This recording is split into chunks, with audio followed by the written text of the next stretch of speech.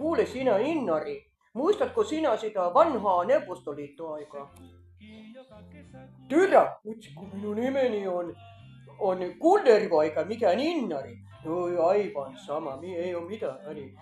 Kuule silloin vanhaa Neuvostoliittoaikaa minä joudun kävelemään 14,5 kilometriä kouluun joka päivä, kevät, syksyt, talvet ja ilman kenkiäkin vielä. Meillä oli sisarusten kanssa vaan yksi ainoa kenkäpari, me jouduttiin jakamaan ja minulla oli niin iso jalka, että ne oli aivan liian pienet, mutta puhki ne piti kyllä kävellä.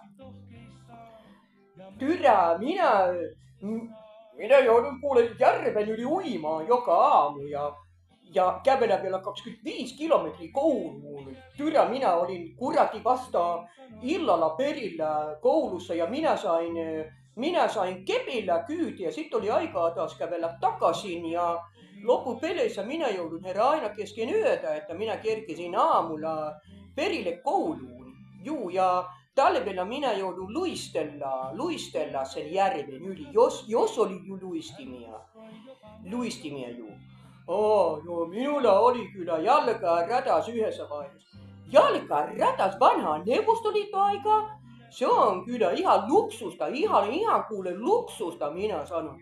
Minun emä antoi minulle pienen palan possun ihraa ja sanoi minulle, että kurati, että kun lounas tulee, saat pelkästään vaan imeskellä sitä, että sit kun tulee aika kävellä se 25 kilometriä takaisin ja järven yli uida, että syöt loput kurati ihrasta sitten, että sinä jaksat.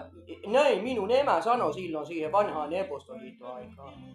Ihra, possu ihra, sehän on luksusta. Kuule, minä ja minun 7 sisarusta, siskot ja veljet, me saatiin aina pieni pala porkkanaa tai lanttua, kurati tai perunaa tai punajuurta jotain. Täällä yksi ainoa. Yksi ja sanottiin ja se piti jakaa sisarusten kanssa koko päivä. Se oli sitä vanhaa Neuvostoliittoaikaa.